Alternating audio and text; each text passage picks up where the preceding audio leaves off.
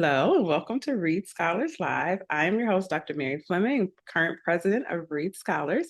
I am super excited today to be joined by Dr. Britt Lee, who is a surgeon by training and also has a PhD in immunology and is currently at the Harvard Extension School, which I hope to talk a lot about over the next few minutes.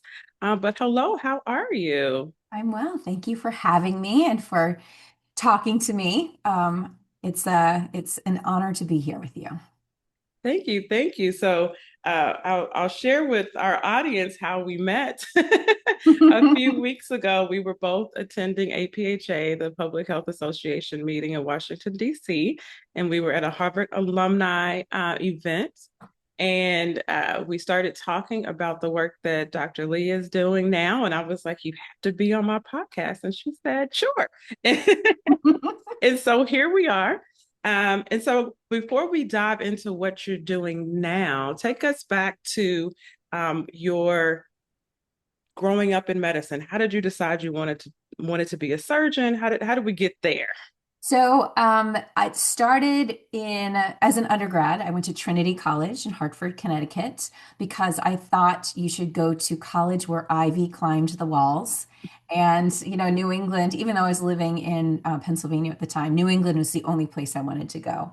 Um, my sister before had only applied to Jesuit colleges. I grew up Catholic, but and so she had all of the brochures in a box because there was no internet then. I know. I So, those were the days. um, so I went to New England. I looked at a lot of the Catholic schools, but when we were there in New England, I saw Trinity and I fell in love, and that's where I ended up.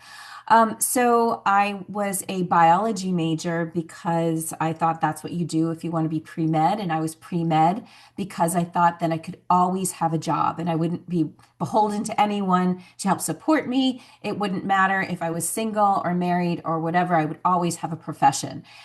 There are no doctors in my family. That was the most of the understanding I had of what it meant to be a doctor. I had been a competitive gymnast up until the time I was 14, so I knew a little bit about doctoring in that I had dislocated my elbow and had sprained every single joint. But I went in as a biology major and did a lot of research because the hardcore pre-meds, that's what we did.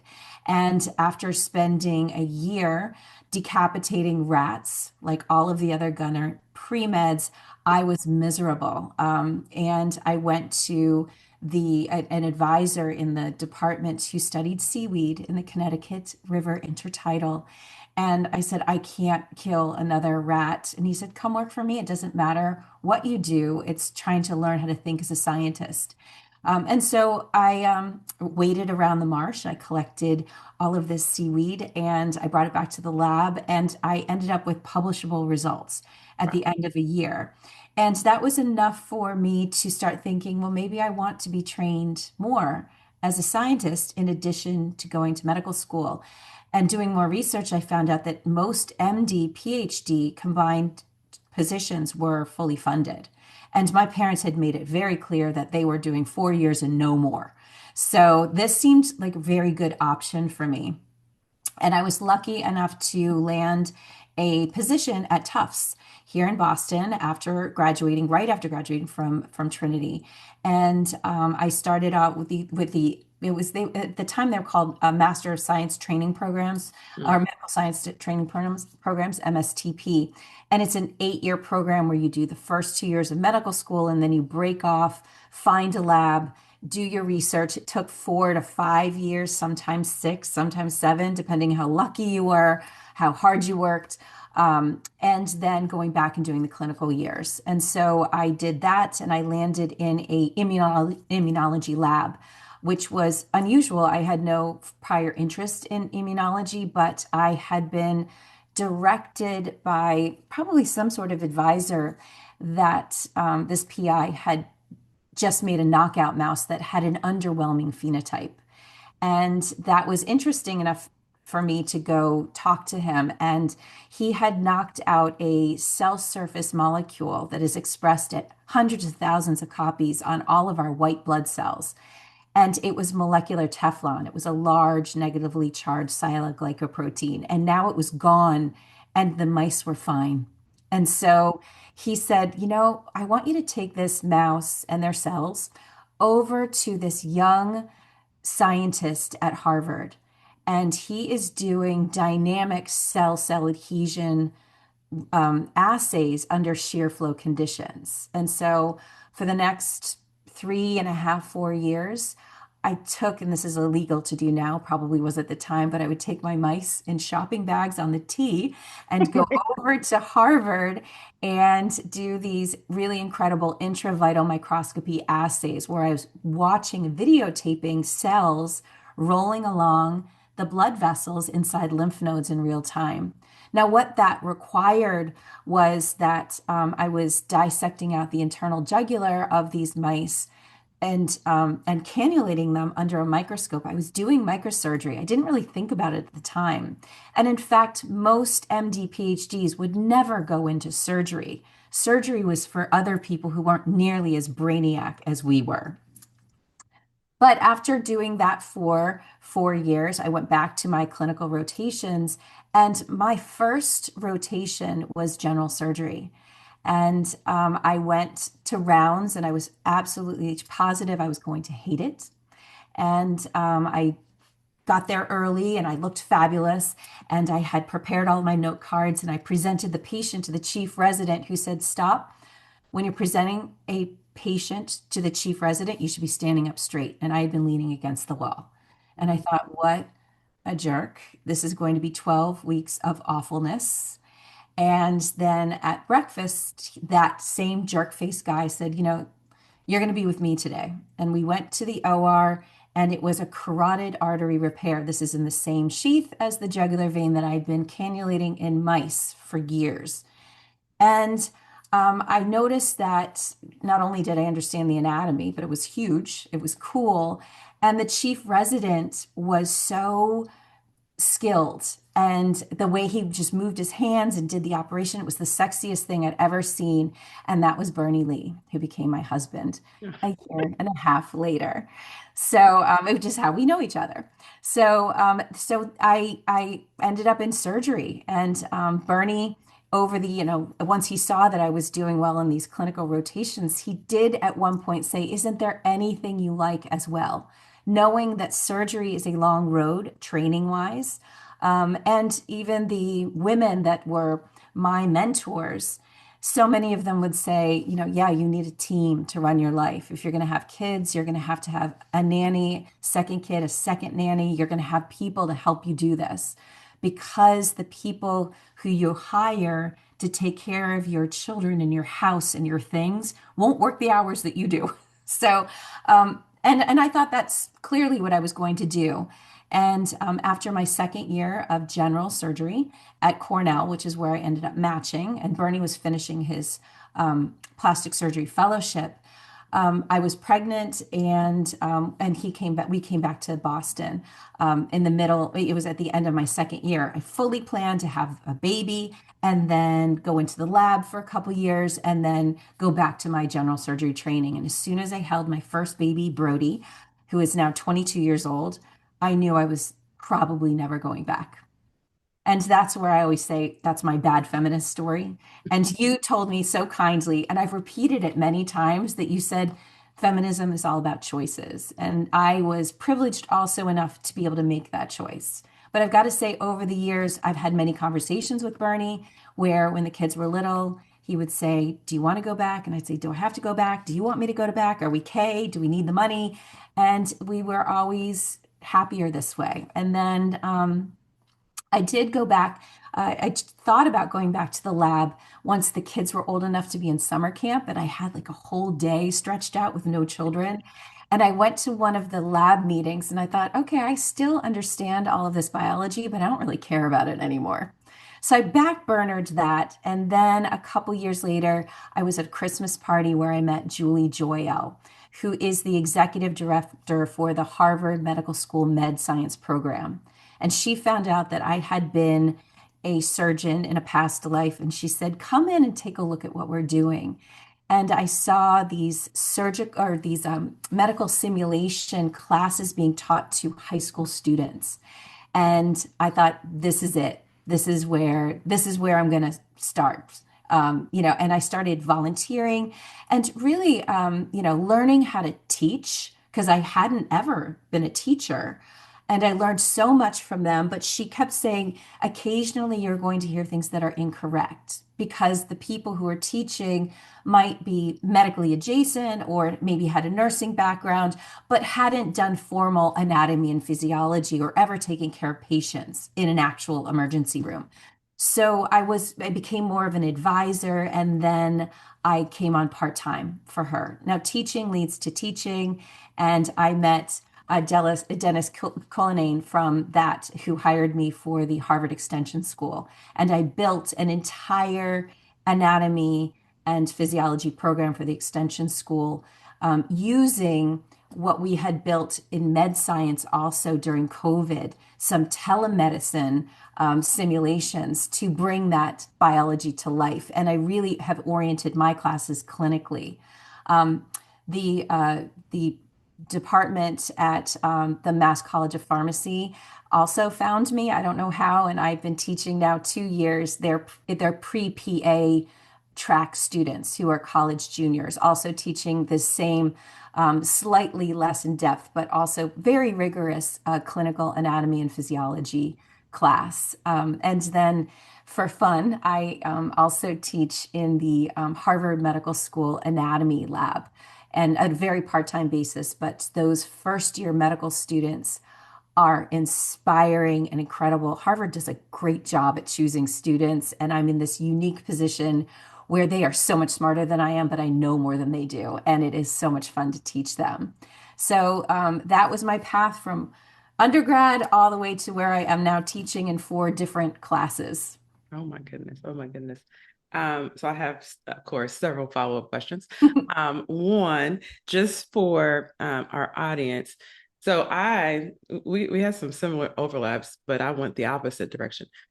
So I was a chemistry major in undergrad, and I'm one of those who, I on the medical school path since elementary school. Um, but when we were in undergrad, it's like you got to do some research experience, right, to, bolster up your medical school application. And so I ended up finding a opportunity. I'm from Louisville, so I wanted to go home from the summer in an immunology lab. And like you, I was like, I don't know anything, but it was a great opportunity. It matched the dates. It was funded. It was great.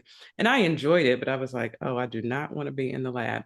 But my PI was doing bone marrow research. So I was harvesting bone marrow from mice. Um, and for those of you all who have not done that, it is very tedious, as you can imagine. But I decided that that was not going to be my path. But for those who are listening who don't know what immunology actually is, just give us like a couple sentences on what is immunology and what is we talk, it's a lot about mice, but Yes. research is a lot about mice. But what is the importance of some of the tedious work that happens in immunology, and how does that translate to everyday life? So, immunology is the study of the cells that fight infection. And when I was studying the cells, I was particularly focused on T cells, which are the ones that are really good at fighting off viruses. And all of our white blood cells express molecules on the surface of the cells that serve as a molecular address to tell our white blood cells where to go. And our immune system also has memory. So when it sees something, and our B cells are able to make the antibodies to neutralize the invaders, both viruses and bacteria.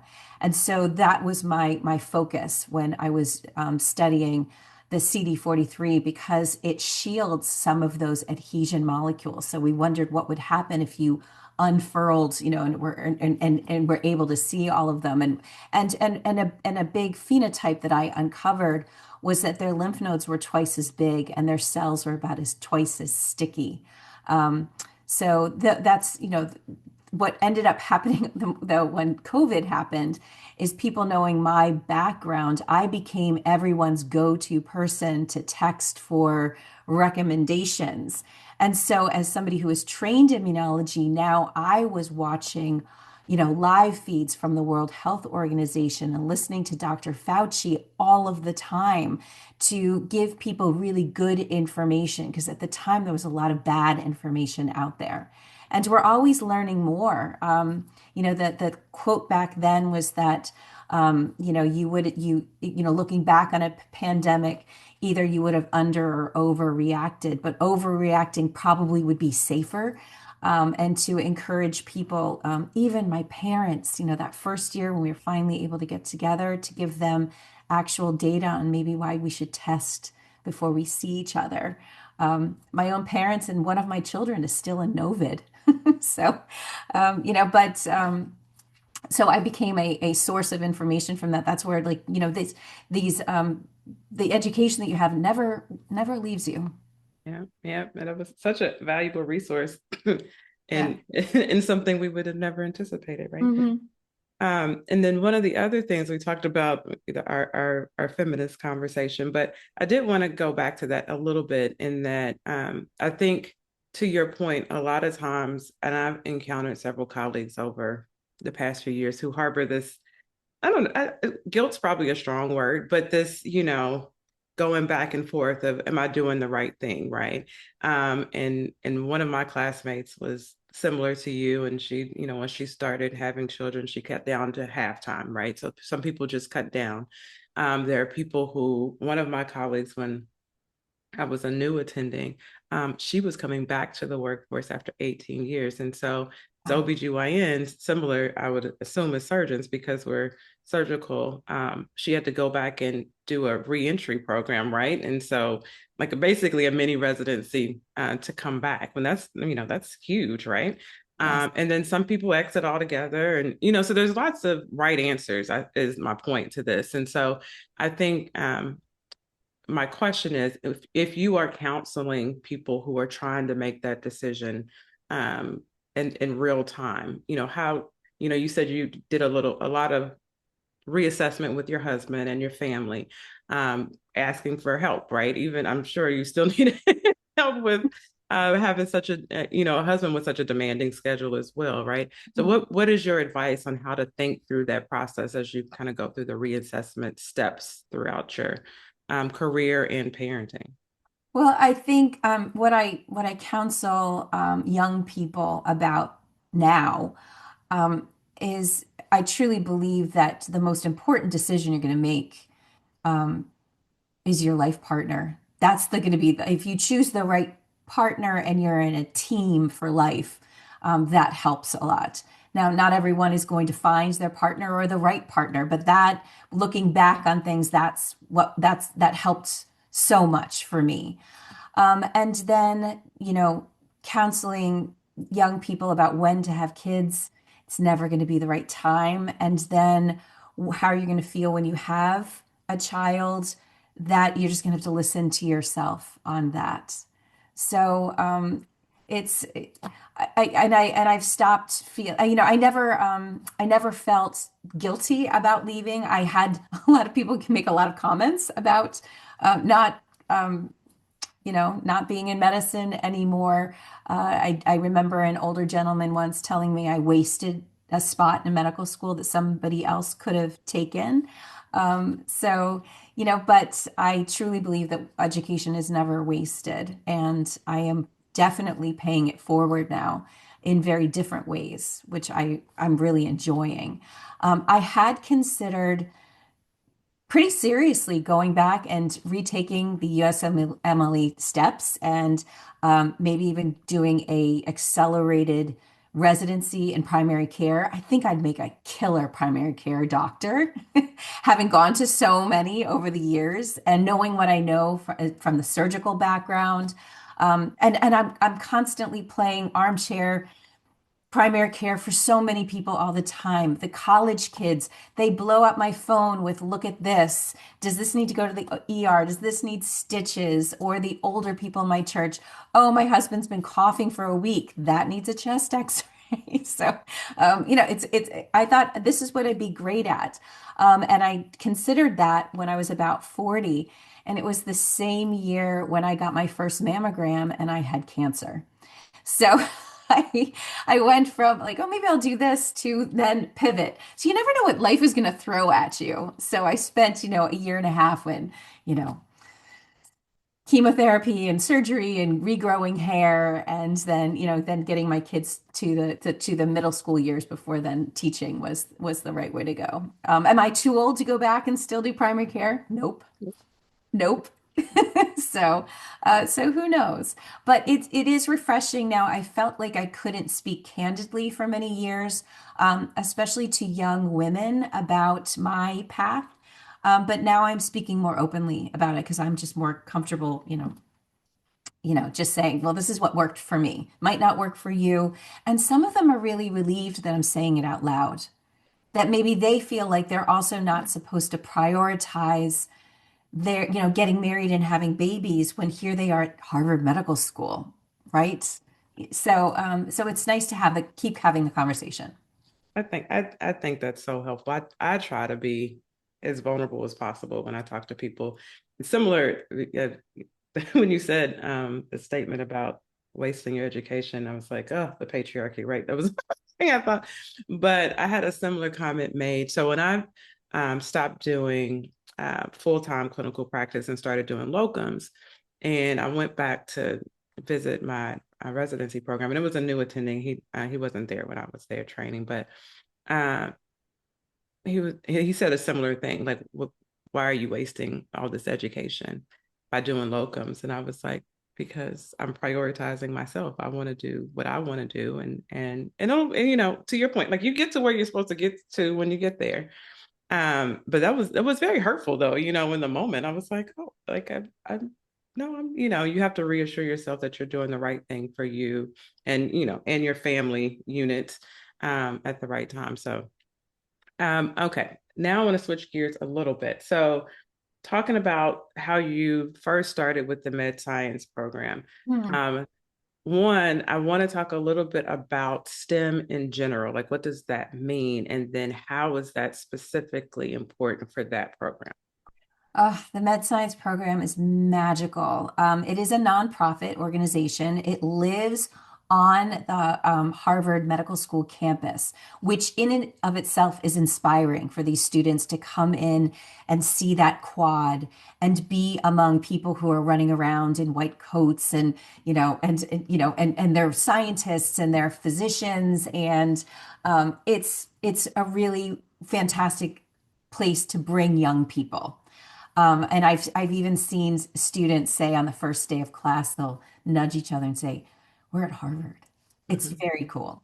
But med science began as a way to bring STEM, science, technology, engineering, and medicine to the masses at where they live, depending on what kind of education they were bringing or level of expertise they were bringing in.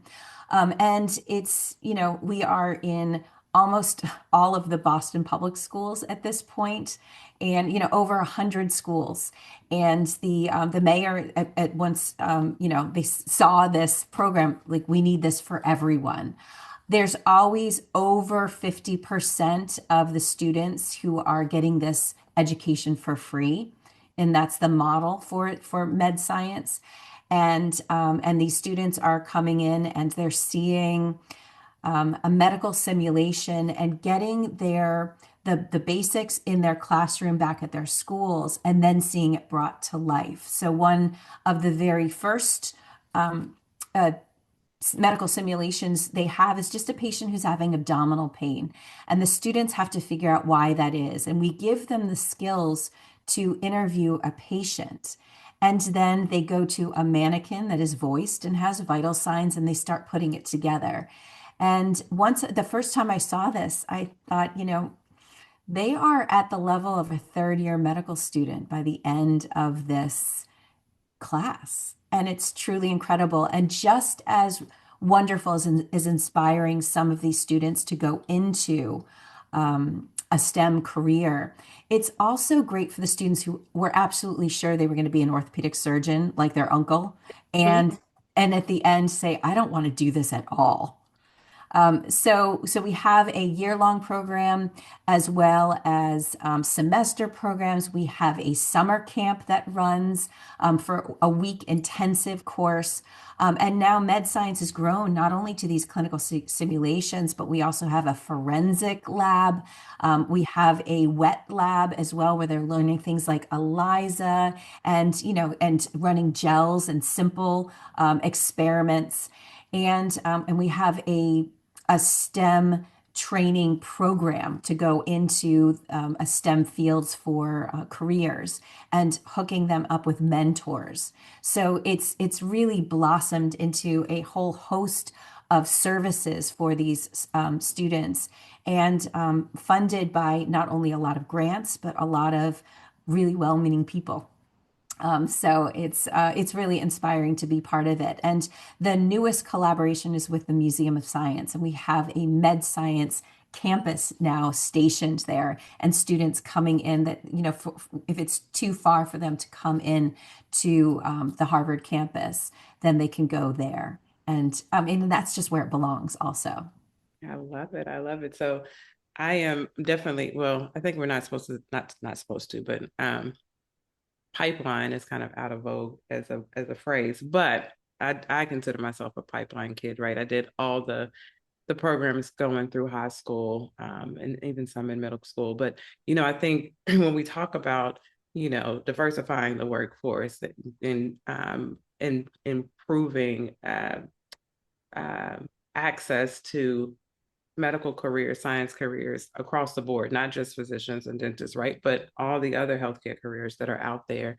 You mentioned that you work with the physician assistance programs, right? Like there's so many avenues that are important to the healthcare of the country, but if you don't know Right. that Yes. they exist, right? So Right. this is exposure on just what careers are out there, and also it takes away, to your point, like the intimidation factor. If you're doing all this as a high school student, then you're not going to be so intimidated about going to medical school, right? Especially like you mentioned, the same for me. Like I didn't have any other doctors in my family, right? And so, I show up the first day and realize I know it, and so much of, I would say, I mean, any type of higher education, whether it's undergrad or graduate education, there's also a culture aspect that is separate from the didactic part, right? And so some of that is just being exposed to it, knowing that you can do it, having those mentors before you get there, right? And so that can help you along the way when you're making those complicated decisions, or you're struggling with physiology, which was my pain the pre-clinical years. But so I think that's very helpful. And then the other thing that I was going to ask you about is um, kind of thinking kind of next steps, if you will. And so one of the things I was thinking about, so now in medical school, for those, many of you who are listening probably know, it's about half women and half men, right? So we've gotten to gender We're parity. 60% women. Yeah, right. So when my class, we were right under 50% or something like Hmm. that. And then it surpassed now. But we do know some, for many specialties, it's still not, it's Right. surgery is one of those, right? That it hasn't moved to halfway. So as you think about, as we encourage more women to be in medicine, how do we continue that part of the road to get to more parity in the specialties as well?